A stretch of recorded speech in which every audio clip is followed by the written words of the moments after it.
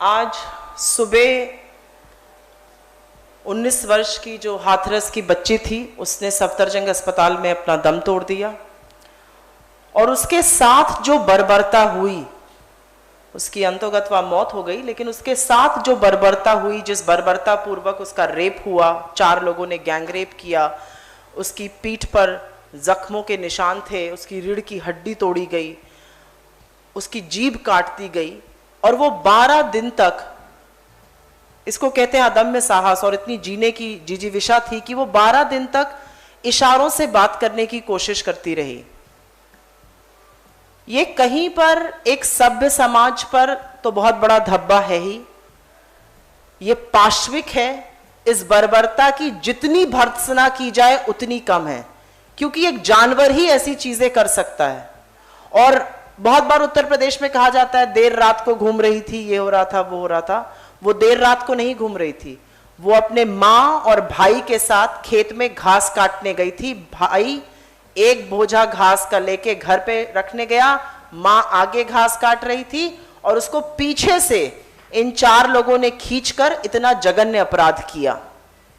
और अब मैं आती हूं कि कितना बड़ा कलंक है ये उत्तर प्रदेश की सरकार पर।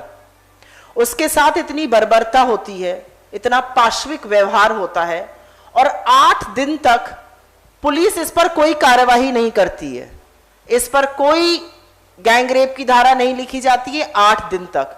8 दिन के बाद जब थोड़ा बहुत लोकल मीडिया ने प्रेशर बनाया और लोगों ने बातचीत करना इसके बारे में शुरू किया, तो 8 दिन के बाद उत्तर प्रदेश की पुलिस ने इसमें एक मामला दर्ज किया।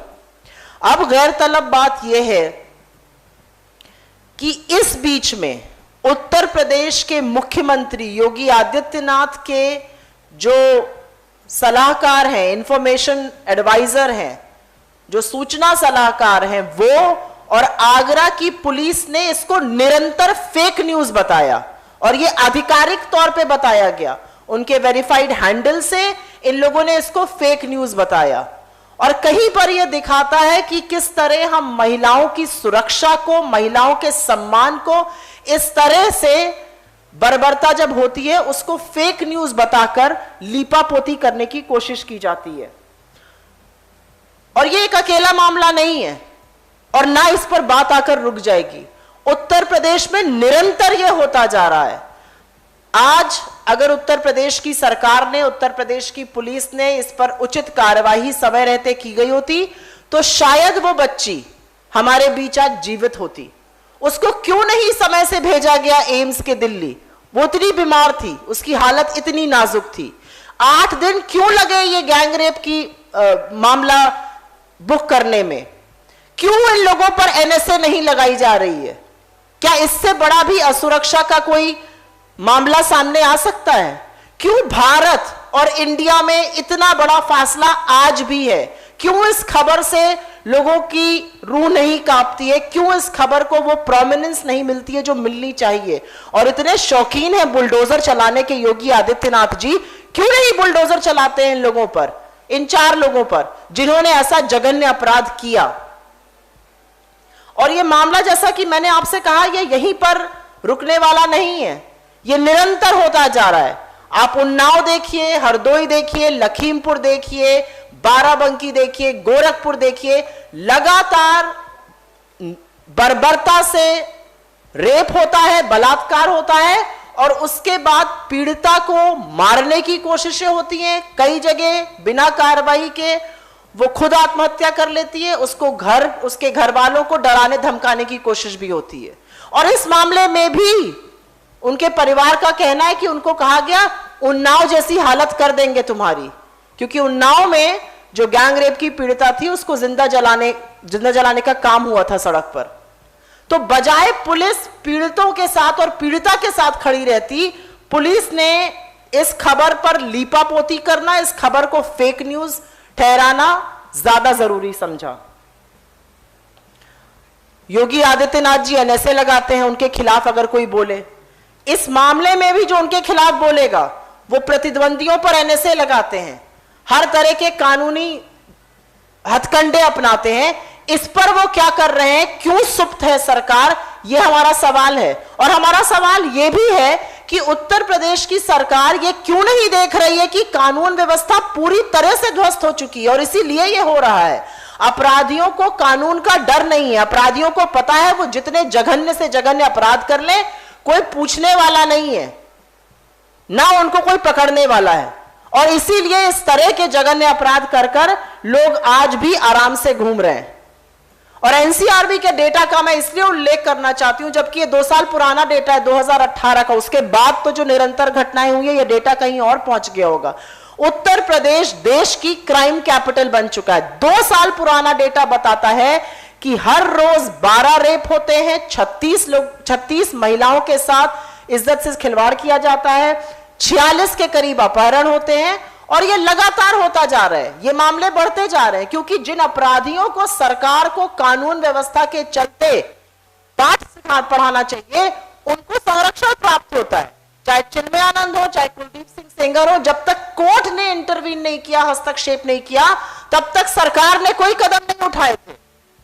तो इसकी जवाबदेही तो सूबे के मुख्यमंत्री योगी आदित्यनाथ की बनती ही है। लेकिन अगर कोई ये पूछे कि क्या मैं सरप्राइज हूं, क्या मैं हतप्रभ हूं कि ऐसा हो रहा है, बिल्कुल नहीं।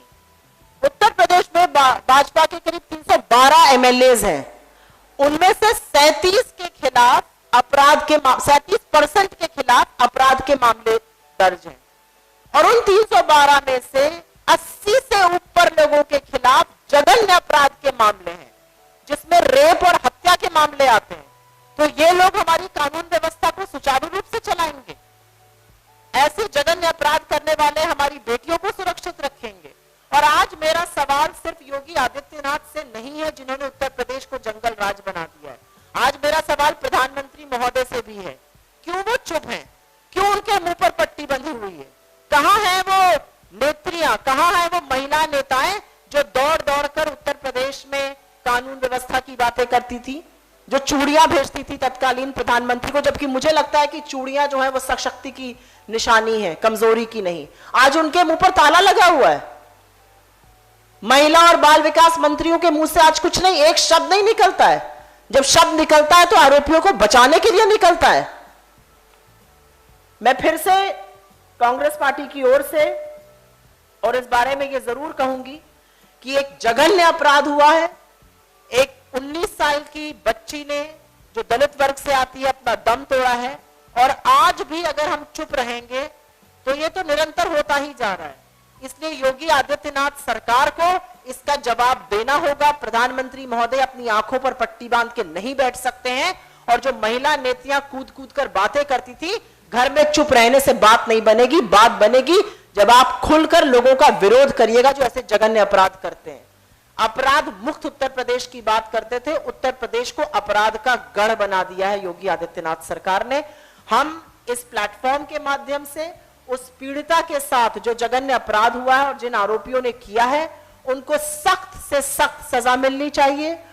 और मुझे पता है जान की कोई कीमत नहीं होती है, लेकिन उसको, उनके परिवार को जो एक अत्यंत शोषित समाज से आते हैं, उनको कुछ ना कुछ कॉम्पेंसेशन जरूर मिलना चाहिए।